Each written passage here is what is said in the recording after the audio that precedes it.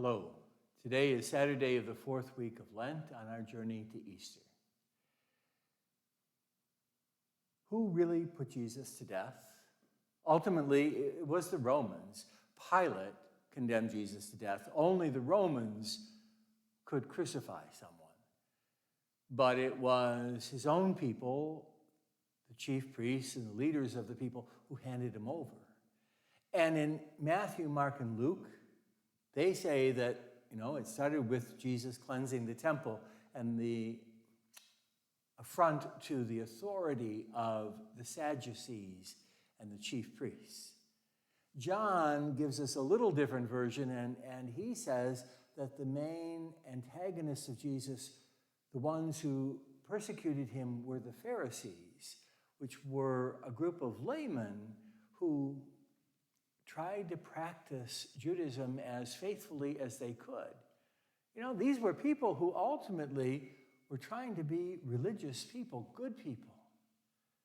And how is it that people who were trying to do right could be so very, very wrong? And in today's gospel, there is this story of the Pharisees have sent the guards to arrest Jesus. But the guards are afraid to do that because the people consider him a prophet. And the Pharisees come back and they say, he can't be a prophet. He's from Galilee. No prophet comes from Galilee. You all know that. And I think, boy, they really didn't know Jesus, did they? Because as you and I know, Jesus was not born in Galilee. He was born in Judea, in Bethlehem of Judea. And he eventually went to Galilee, but he was originally a Judean. But they didn't know that. They knew about the fact that the promised one was supposed to come from Bethlehem, from the line of David, but they really never knew Jesus. And if they had known him, would they have done what they did? It's only speculation, and I don't know, I can't give you the answer, but I would hope that knowing Jesus, they would have acted differently. They would have been much more responsive to him. But it also gives me pause to reflect.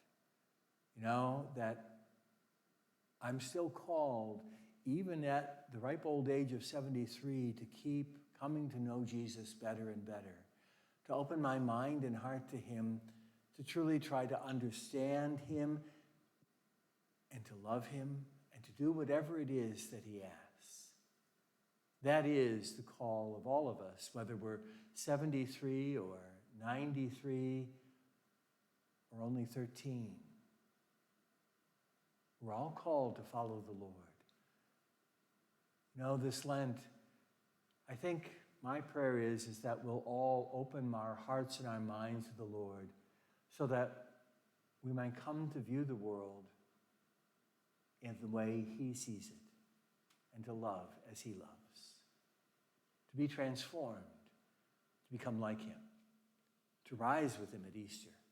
That's what this journey of Lent is all about. Have a blessed journey, and may it be transforming in our lives. Amen.